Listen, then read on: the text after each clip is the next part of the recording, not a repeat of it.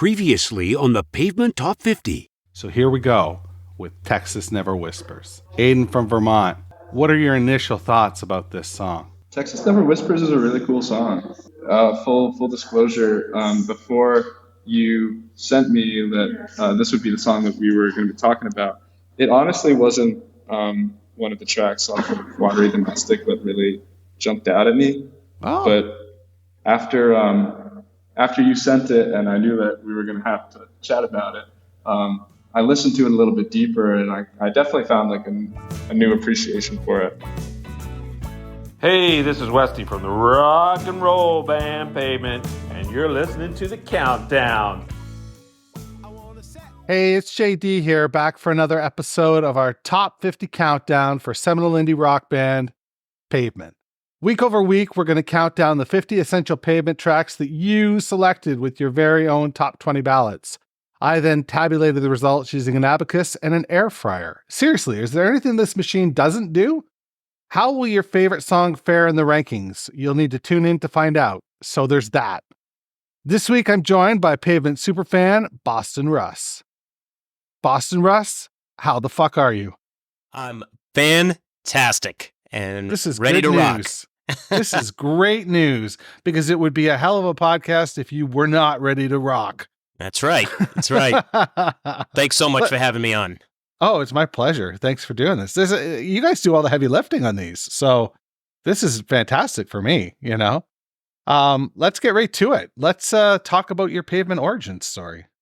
I think my Pavement Origins story goes back to 1994. I'm a little late. I'm kind of a late comer in some respects. So back in 94, a good friend of mine, so I got to give him some props. His name was Sean McGovern. We called him Slappy and a few other things. He was in a band in the Boston area called Beeswax. There's some other bands in our area called Beeswax also, but he was in with a few guys, and they did AK-47 and a couple other songs. Sadly, he passed away a couple of years ago. He got sick. Shit. But back in 94, we were good friends, and we hung out a ton, and he just like one day gave me this like bag of CDs. He left it in my car. He's like, listen to these.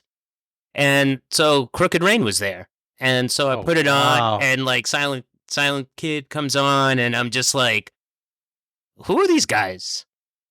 And, I played the album some, and it was just like, I go back and I look at that time, and like the album release times were just at like really like fast moving parts of my life. It was like the end of college almost, where Crooked Rain came out. It was like the end of my junior year, and I was doing a radio show, and I don't know, I like never quite linked up to like really feature them prominently. And then Wowie Zowie comes out like 2 weeks before I graduated college, and and get into like the summer of 95, and it's just like it like just blurred.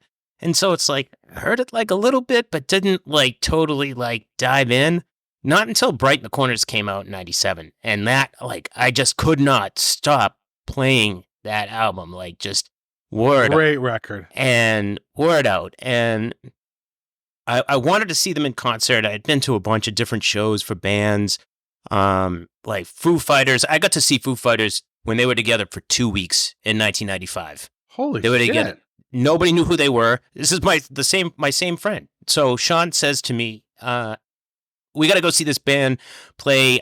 Eddie Vedder's wife is doing a percussion band, and Eddie Vedder is going to play with Mike Watt, and Dave Grohl is going to show up and do.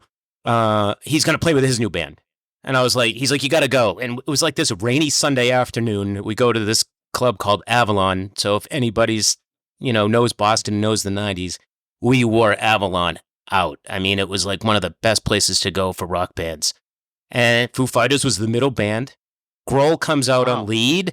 And you're like, because you're like, oh, Dave Grohl, new band, going to be a drummer, right? He comes out on lead and does like, and he's holding his guitar in hand. And it was like that one moment where it's like best ever or total train wreck. And he did This Is a Call, comes in with the first lines, just his voice, butter. And from there, it was crazy. So like, I followed like a lot of these bands and went to a lot of these shows and just didn't quite, I kept missing Pavement. And then they broke up and I got old. You and me both, brother. You know, and it's like, oh, and they got together in 2010, but my son was like a year old, and I had really moved far from Boston at that point and totally missed the tour. And I was like, you know, and just kind of feeling like stuck. And so I would listen to, you know, Pavement a lot during the 2010s. They were a big part of Spotify, and I would play them. And I don't know, a couple of years ago, I was just saying to myself, it would be really great if these guys would really do a tour. Yes. And then it happened. And they came to Boston, and I got sick. No fucking way. I got sick at the end of September. I totally missed the announcement that they were coming, and then got sick, and I couldn't get tickets, and I skipped it. And I was just like, I'm like totally beside myself, you know. And I was like, all right, this is okay because we're gonna make up for it. And so we come to the end of the calendar year in 22, and then one of the best things happened to me.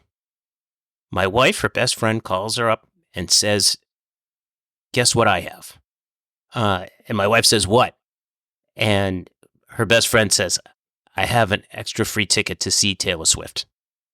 And my wife is a huge Swiftie. All right. Okay?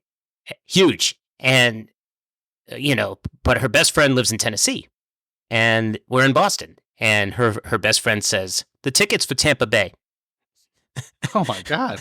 So, because that's where her best friend mom lives, right? So Right. she's just like, well, I'm going to go from Tennessee to Tampa and go to the show. Do you want to come with me? And of course, you know, well, I got to tell my wife, I'm like, you got it's a ticket of the year. I'm like, this is like, you got a free ticket to this? Like, yeah, you have to go, right? You have to go.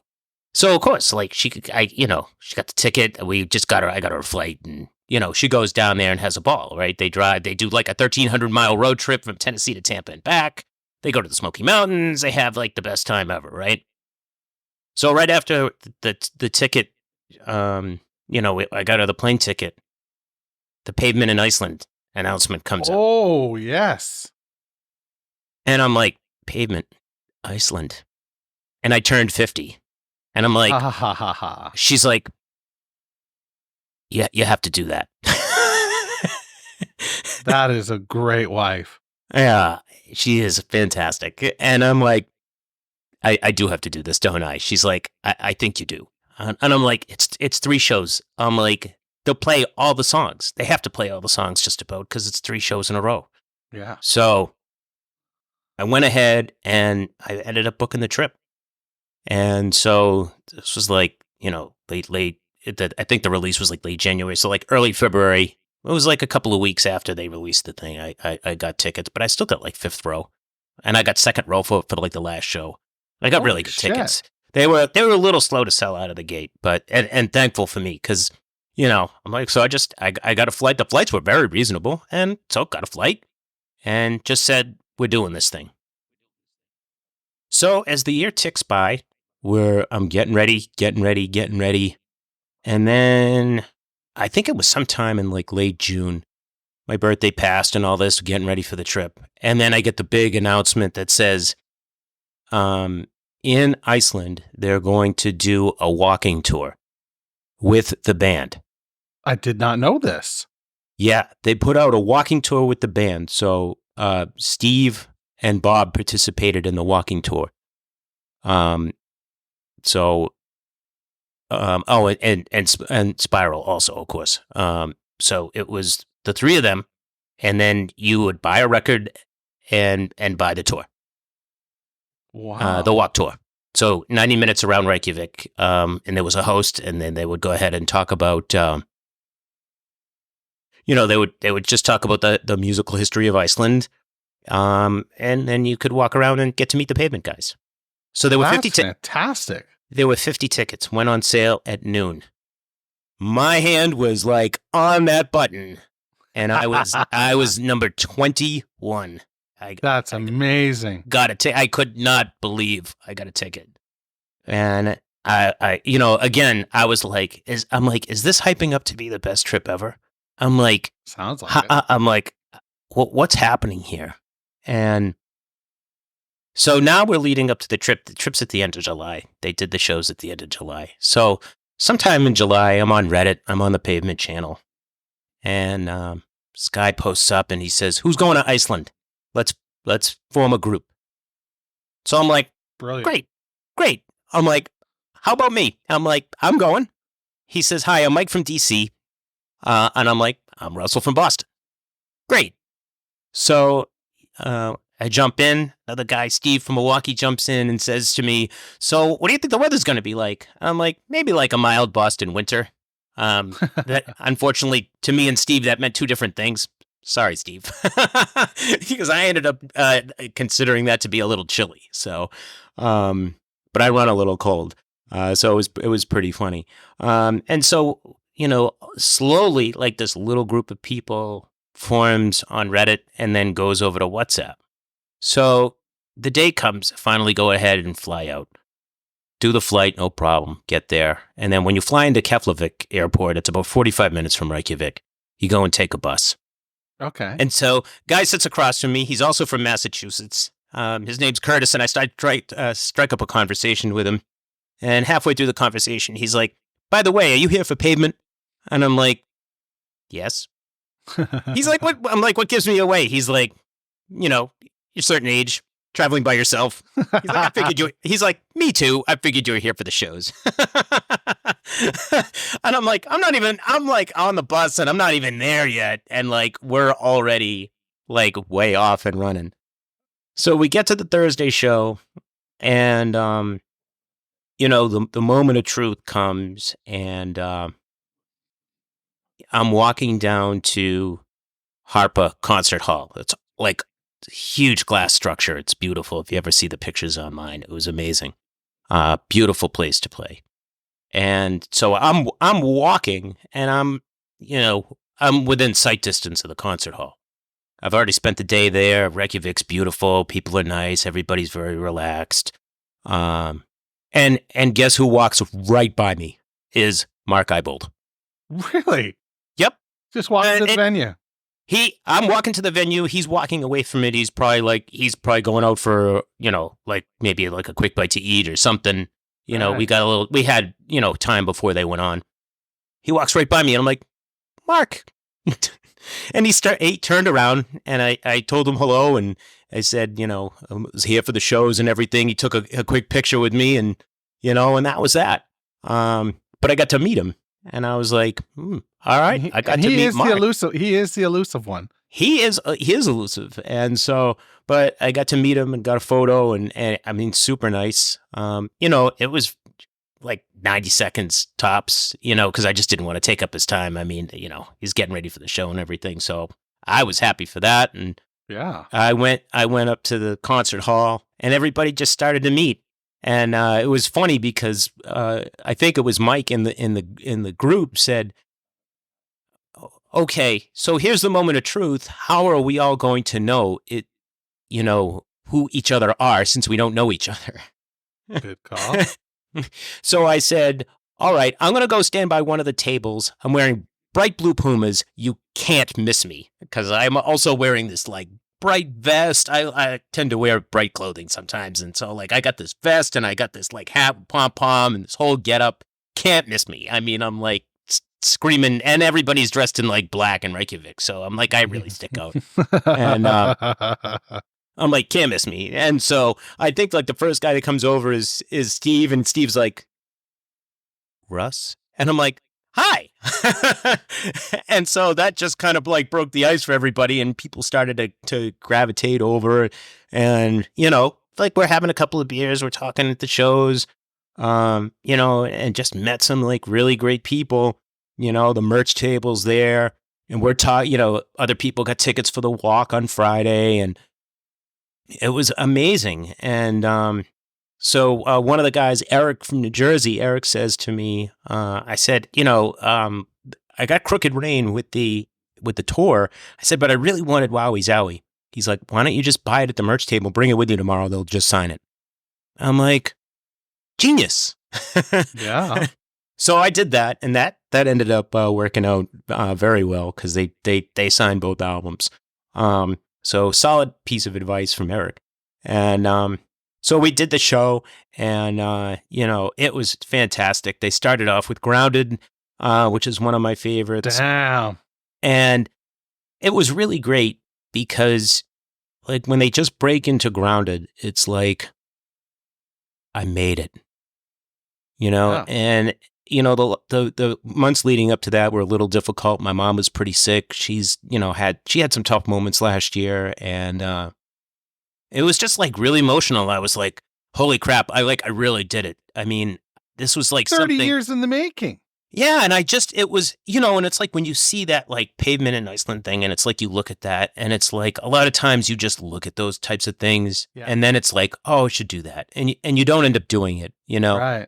for all the reasons to not go, and for all the reasons to go, and it's like, I'm here, and it was just amazing. I bet. It was just really great. They did Summer Babe, and by then we're all friends, and like we're all yelling all the lyrics to the songs, and everybody's just like carrying on, having a good time. And go out to the bars after. We're out late having drinks, and everybody's really just getting to meet each other and have fun and learn where everybody's from. I mean, people came from Los Angeles, Jersey, DC. There were people from Europe, Berlin and England, and like all these places. All these people just converged, and they all came by themselves. Really? Yep. They Most all people went came by themselves. Wow. They all came by themselves. And so there was this group of people that had all come by themselves. And now it was like we started to become like this little unit. Mm-hmm. So now Friday was like really one of the highlights of the trip. Because we had the pavement walk, and it was just great. I'll send you a copy of this picture, but like, so I bring Wowie Zowie, and I mentioned how I like to dress up in bright colors, and my whole getup for the day basically matched the album cover.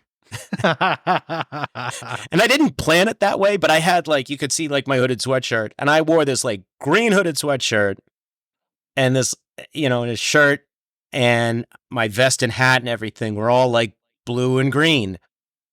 And I had green Puma sneakers, the old, the old sneakers. So I'm blue and green head to toe, right? And so I show up the next morning, and everybody's looking at me, and I'm like, hey, Wowie Zowie. And everybody just couldn't believe it. And so, Steve West and Spiral come up to me, and they're like, how you doing? And I'm like, I'm so glad to be here. And they took a picture with me right away. They were the nicest. And it was great. I got to meet Bob Nastanovich and his wife Carly, who I got to be really good friends with. She was absolutely amazing. So there's more interacting to come. So we go on the pavement walk, and it's hosted by a guy from Iceland.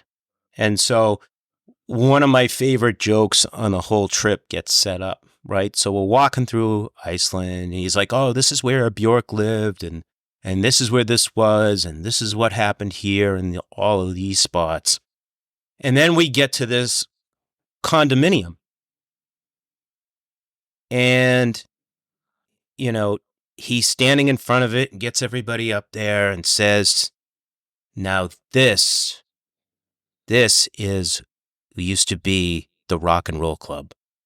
He's like, it looks very clean now, but back in the late 80s and early 90s, this is where we would come and we would write songs, we would play songs.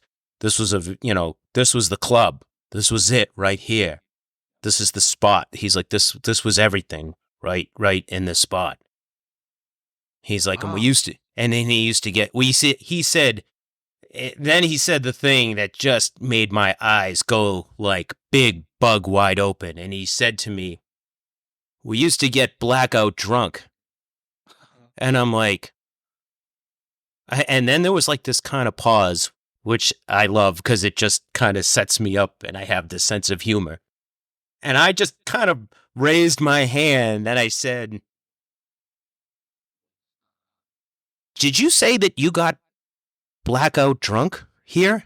And he's like, "Yeah." And I said, "But this is your old club, right?" And he said, "Yeah." And so I said, "So now that it's closed on weekends and shut for good, would you consider this your own personal Hall of Fame?" And Steve West is kind of looking at me, and then all of a sudden just looks straight down to the ground, like really hard.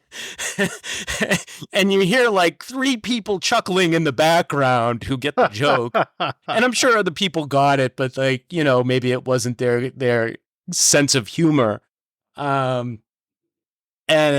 I just felt like, I'm like, he didn't get the joke, which just to me made it like that even much better. It made it even better. And I was just like, it was great. And so my friend Steve comes up, who he's from the Midwest and has this very straight sense of humor. And he's like, "Your joke earlier, that was good." Which I loved. He's like the perfect straight man. It was so good. And so we go on the rest of the walk, and I got to meet Bob a little bit more. I got to meet Carly. But then I got probably about 5 minutes to walk with Spiral. And I got to tell Spiral like how much I loved Date with IKEA.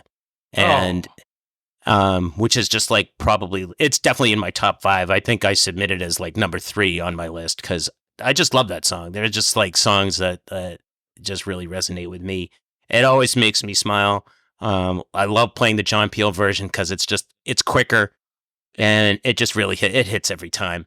And it's just funny because like I became part of like Team Spiral, right? Because like when I would go to the shows, I would stand like on Spiral's side. Like a lot of people buy tickets and stand to the left.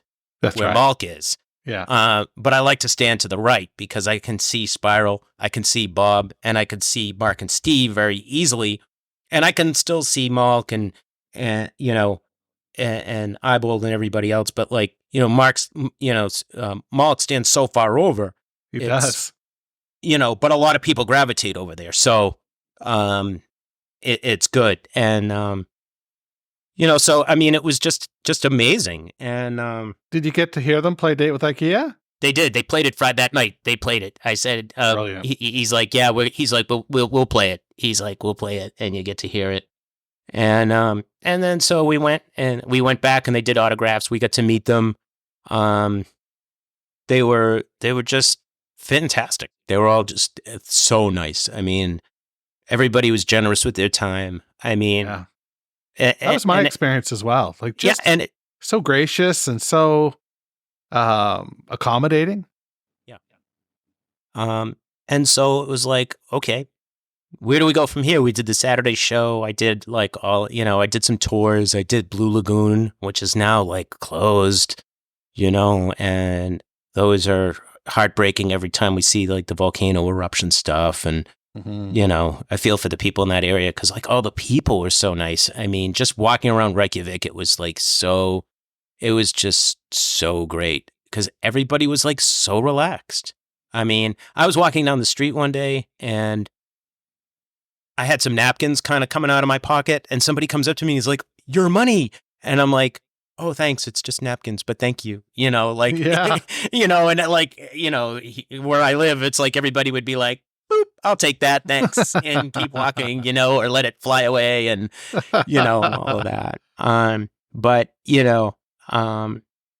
we just had this crew and we would get, we got together for drinks on the last Sunday and, and people said their goodbyes and stuff. And it was just, it was great. But everybody's like, "So who's going to Brooklyn?"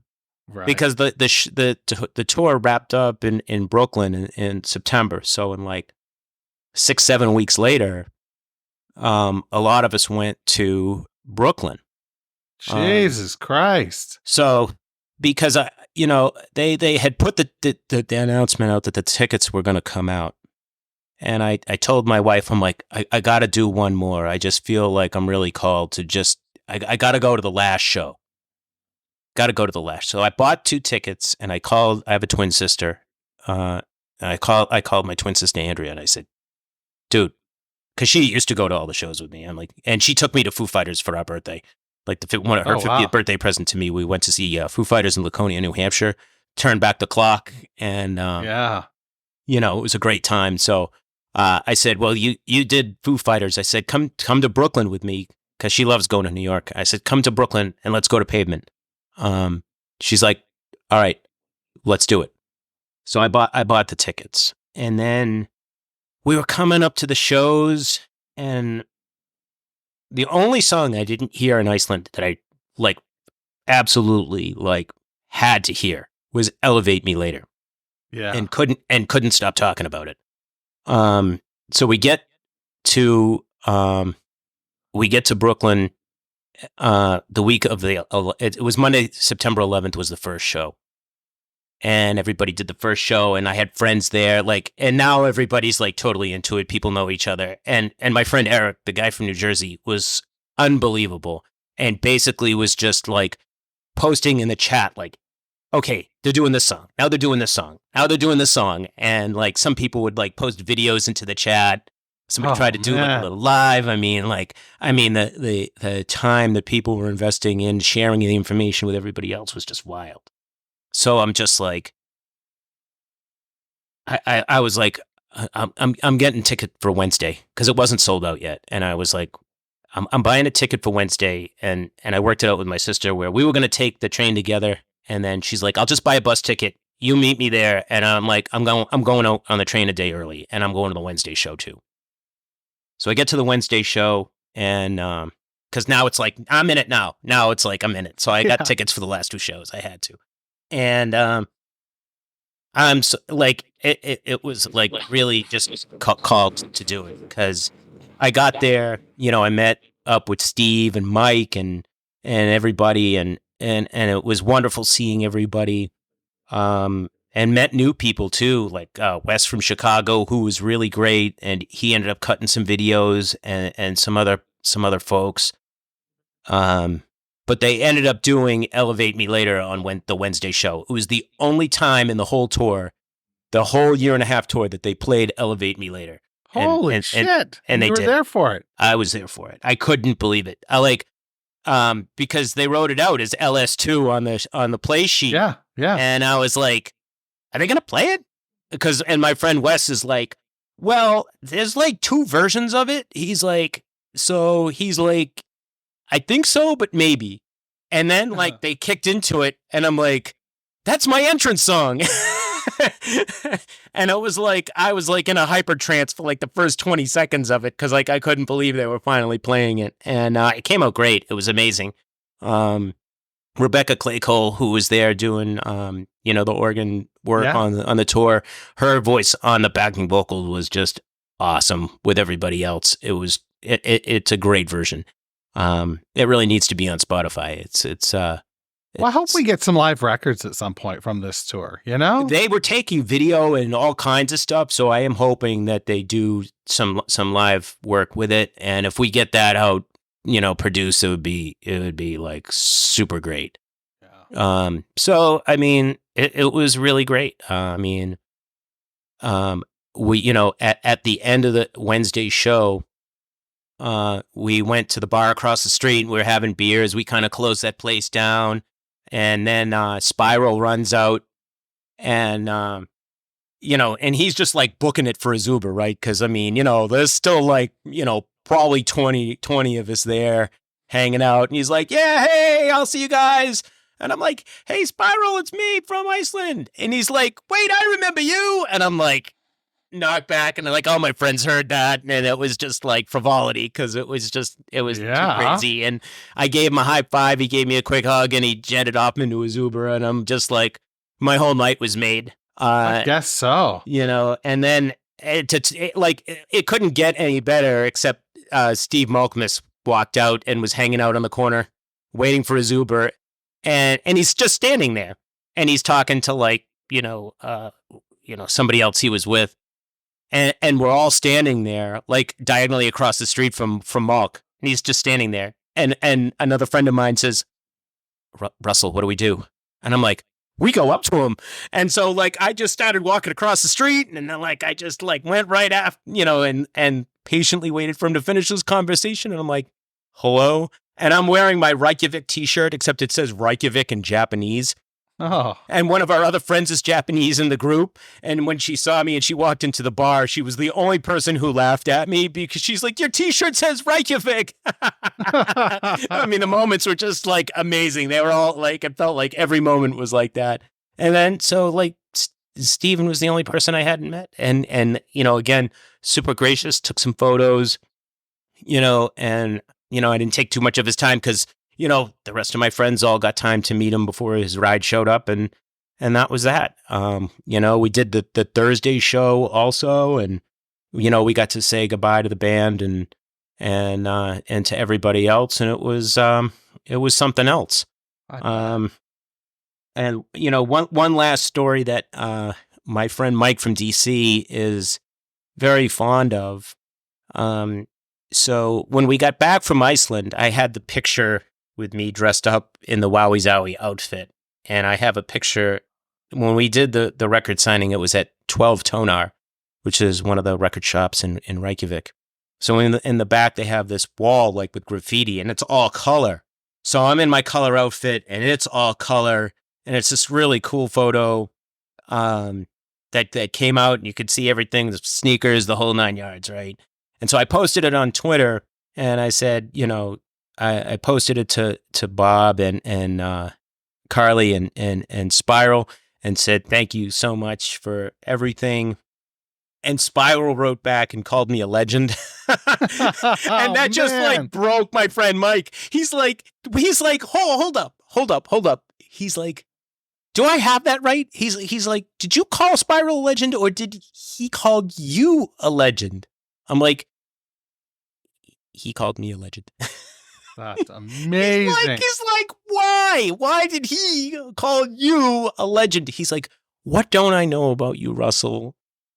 And I'm like, wear bright colors. Yeah, I mean, I'm like, I don't know, Mike. I'm thankful he did that. Oh God, that's amazing. It was just, it's wild. It's out on the interwebs, and it makes me smile. There are just so many pieces that made me smile. At me on Twitter with the photo. Oh yeah, absolutely. I would love to see it. Yeah, I'm happy to share it.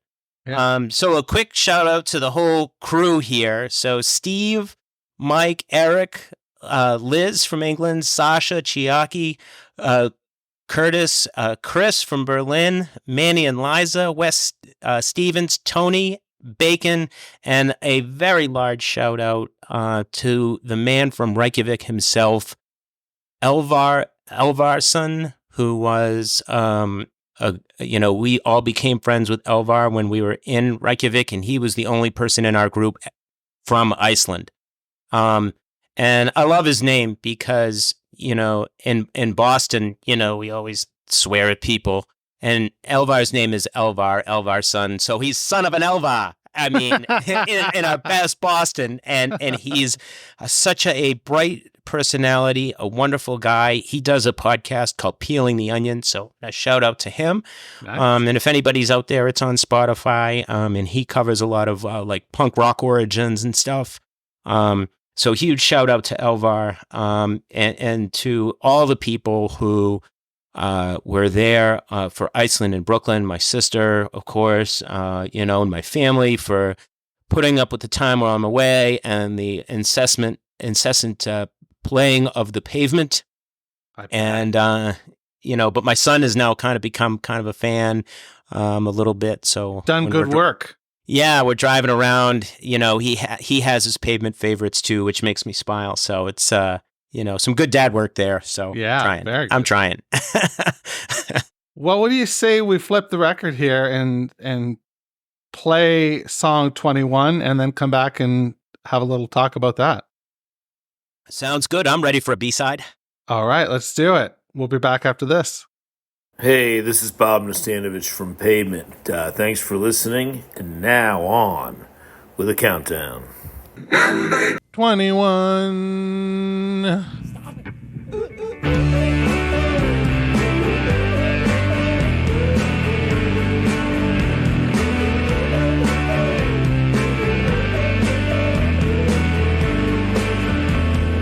Darling, don't you go and cut your hair. Do you think it's gonna make him change? I'm just a boy with a new haircut, and that's a pretty nice haircut.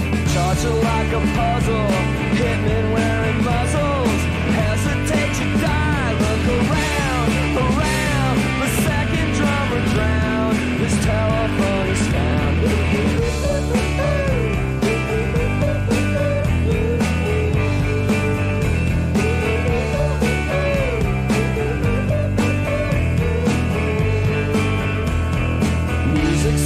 Crazy bands start up each and every day. I saw another one just the other day, a special new band. I don't remember lying, I don't remember a line, I don't remember a word, but I don't care, I really don't care. Did you see the drummer's head?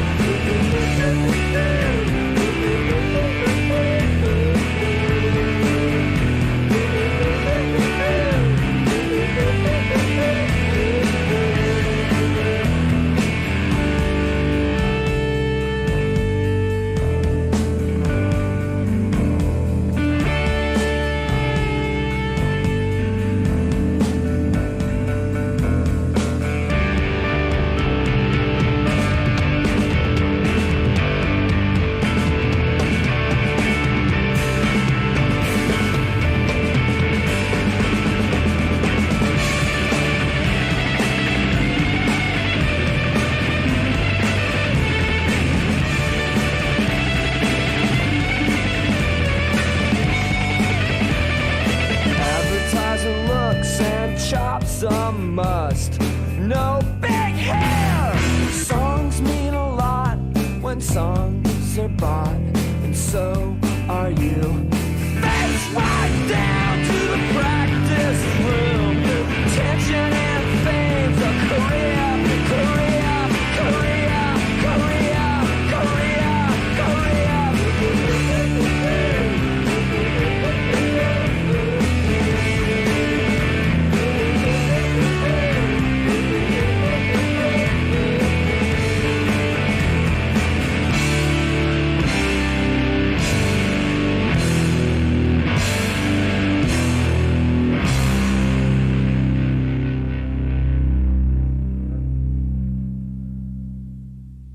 Today's song is the second song from Crooked Rain to appear on the countdown thus far. Today we're talking all about number 21, Cut Your Hair. Russell, talk to me about your relationship with this song. I love this song, for a few reasons. One, I think because, it's ubiquitous. And when I talk about Pavement to the rest of the free world, people are like, I don't remember that band. And if I say Cut Your Hair, people are like, yeah, I remember that. Yeah. And I think it's great that there's a song that helps people kind of make that connection, even though their relationship to the band isn't as deep as ours. Right. I also love it because, 90s Russ had the best hair. Yeah. Now, for those, for all my friends and family that know me, my hair is gone now. And for all my recent friends, all they know is, Russ has no hair. But 90s Russ and my 90s friends or people that grew up with me know that, in college they used to call me Mr. Perfect Hair, or Oh, wow. the guy with the hair. And my hair kind of came off to the left, and it would, on the side, it came all the way around, and it didn't move. It did not move. And it would just come down in the front, and it was always perfect, no matter like when you saw me. I could roll to the cafeteria at 8 a.m. and it had to be just right. It was always on. And, and people used to try to like do all kinds of stuff to mess it up. And they just like, it was his own airtight defense system. It was awesome. It was part of me. Like you couldn't, you wouldn't see me without it. I didn't have the confidence back then to not have it be just so. It was just, it was part of kind of life in my 20s. Yeah. So like, the hair it was just, that was it. Wherever I was always able to make sure like I could find an outlet and blow dry my hair and make it just so. So it was it was hilarious. So it's I love the song, and the song is just it's everything about kind of just like that being perfect. It's like you have to be so packaged and so you have to have that image just so. Like back in the day when we had the Andre Agassi commercials, image is everything.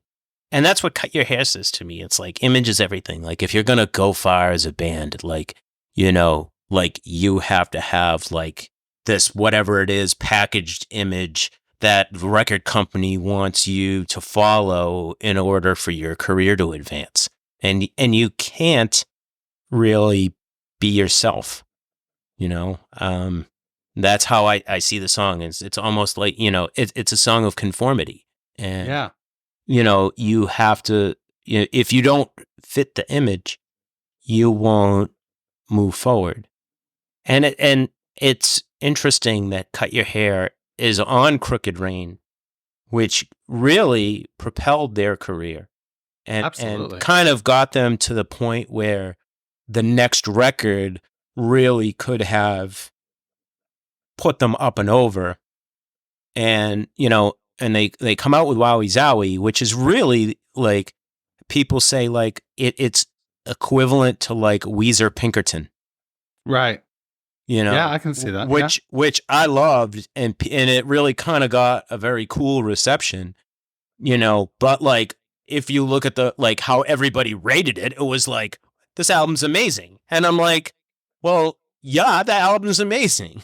The same thing with like Wowie Zowie, like it, if as people reviewed it, a lot of people didn't like it, and some people like really loved it.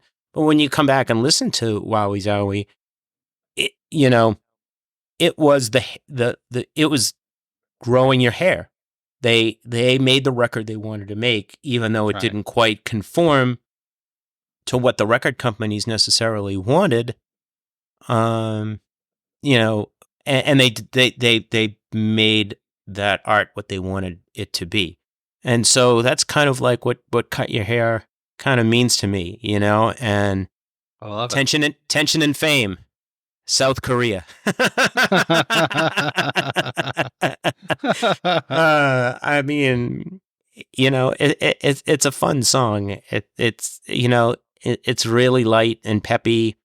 And it's a song when you go to the show, you're going to hear it, more often than not, and when they played 4 shows, I think they left it out once, maybe twice, but like when we got to Brooklyn, they were really playing like real deep cuts. We got to hear like, they emptied, the cupboards in Brooklyn, and that was great. We got a lot of, hearing Half a Canyon and Pueblo and those kinds of songs were really great. But, Cut Your Hair, you're going to hear it. But, like, it's fun.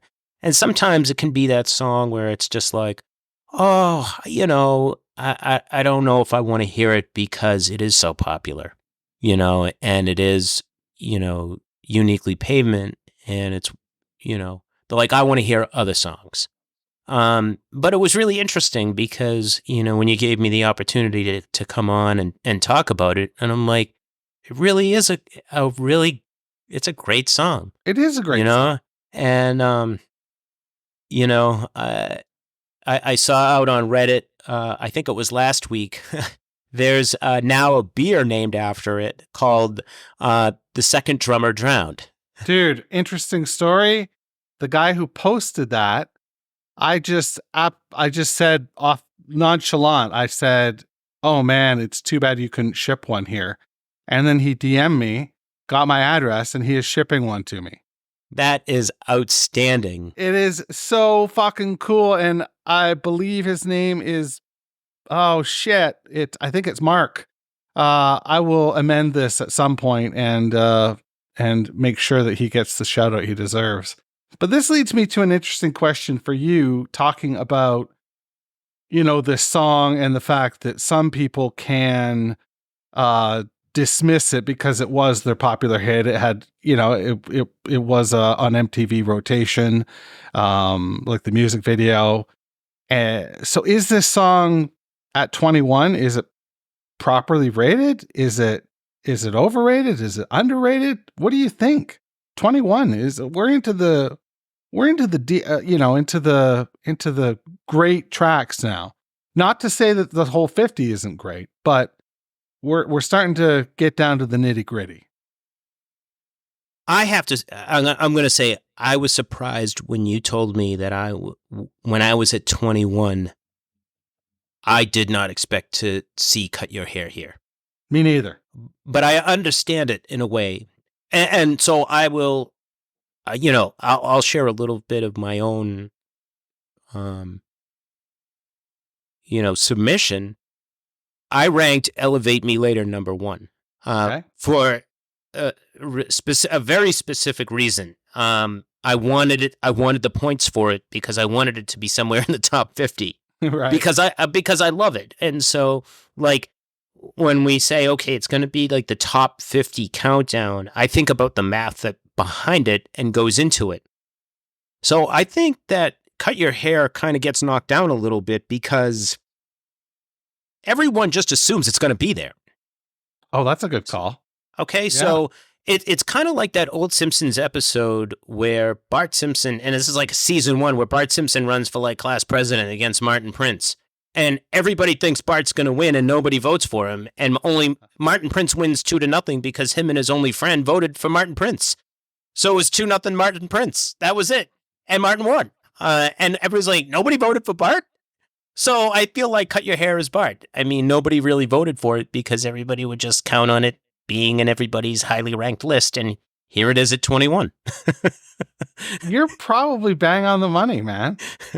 That's an interesting take. I hadn't really considered that, but I think that's a very solid take.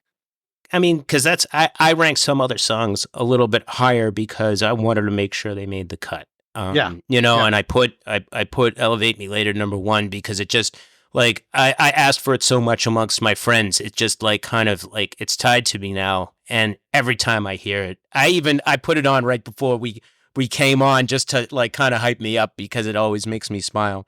But Grounded and then Date with IKEA, like, were my top 3 and Date with IKEA, I mean, for me, that was properly rated because I love that song. And, having that time with Spiral, those few minutes with him in Reykjavik is something I will never forget. And it's just like, it's tied to it between that and the Twitter thing and the fact that, like, he remembered me in the shows and in Brooklyn and all that. Like, I'm definitely, like, Team Spiral, and everybody, ribs me for that, good naturedly, because it's just funny.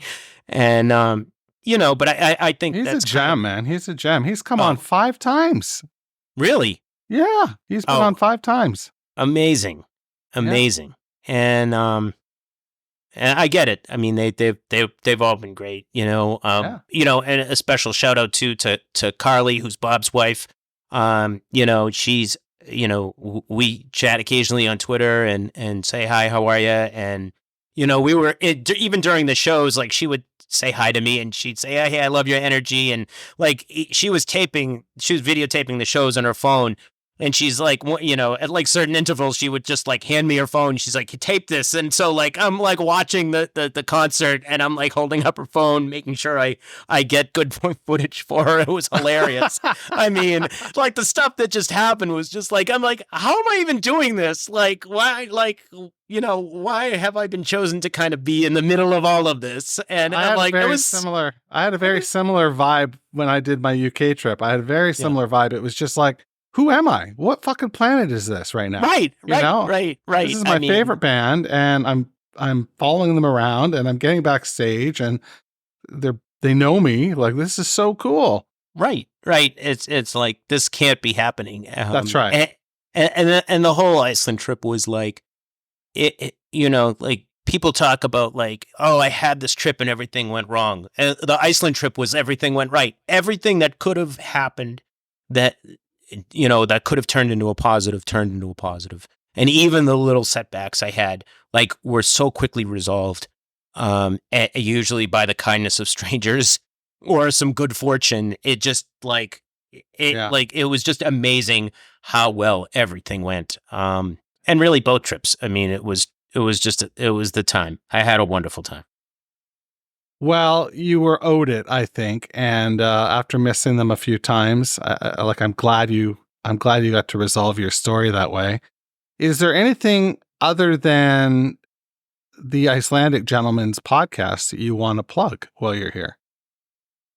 No, I think I just want to plug my friends one more time. Sure. For everybody in those groups, Steve, Mike, Eric.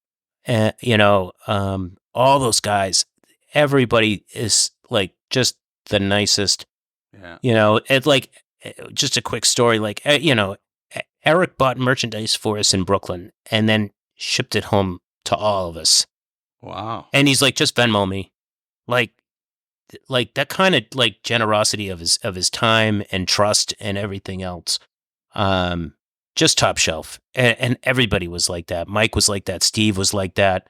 I've had a good fortune to see Steve a few times, and we've been able to hang out. And even though he's like out in the Midwest, we've been able to connect a few times. And oh, that's brilliant. Just all the people, just it made it so great. And like I said, like it just turned into this like giant snowball of good that just kept rolling downhill and just kept getting better, bigger. More people came into the fold. Everywhere we went, more people came in. It was amazing how welcoming everybody was, and all the people that we met, how great they were. And keep me in mind if you ever do a reunion. Oh, 100%. I'll hit you up on Twitter, and I'm sure we'll wind up somewhere at some point. That would be awesome. What I'd really love is like one more like place where like Iceland, where they played 3 shows. Yeah. And, Brooklyn, they played 4 shows. Like, they're doing a few South America shows. It's kind of tough, but it's like one show in one location at a big festival. And like, it's hard to like kind of do that. But if they played like 3 shows somewhere where we could just show up and like kind of take over and recreate the magic and make some new stories and spend that time, I would love that. And I don't know. It seems like it's going to be a while, if ever, before they really say we'll do that again. We'll see. Like I don't know. Like I think SM is getting ready to release, and maybe by the time this comes out, he will have made an announcement of some sort. So we'll get some new Jix material, SM and the Jix, or maybe another. Like his last 2 records have been just him, so maybe it'll be just him. But I wouldn't be shocked if we see them on the road again, because it's fun for them. It's relatively lucrative, like the touring market is a good thing, and they've got a loyal fan base, They do. I mean, here's my call. This is my take. Another person I got to meet on the Iceland trip was his daughter Sunday. Right. Who's Sunday's about 15 years old now. And she was super nice. And I connected with her a little bit because that's my son's age. So like I got the whole thing, I understood kind of like where she was coming from, because that's my son's age. And it, my dad piece kind of raised up when we talk about, are they going to hit the road again? I think when Sunday goes to college, I think that at that point we'll have a chance for them to maybe come back out. But I get the feeling like, he'll do the dad thing. She'll get through high school. His wife is, obviously we know she's an accomplished artist. She has her career, he'll make time for her. There'll be that balance of family and everything else. And then, when Sunday's off to her next adventure, everybody will probably say one more ride. That'd be great. So I'm thinking maybe 2027 we'll gas up the truck and we'll make it count, I think, by then. Well, if they waited till 2029, that would be 40 years, right? Yeah. 40 years since the band formed. I hope they don't go that long, but Yeah, I hope so too. Yeah. And that's where like kind of the old guy in me says, let's get out there before we can't. Yeah. Well, on that harrowing note, it's been a pleasure to have you on. Thank Boston you, Russ. This has been a delight. I'm so glad your story turned out the way it did. That's the kind of feel good stories we do here on Meeting Alchemists. So, kudos to you. That's what I got for you this week. So tune in next week for song number 20. That's right. We're in to the top 20. In the meantime, wash your goddamn hands. Thanks for listening to Meeting Alchemists, a Pavement podcast, where we count down the top 50 Pavement tracks, as selected by you. If you've got questions or concerns, please shoot me an email, jd@meetingmalchemists.com.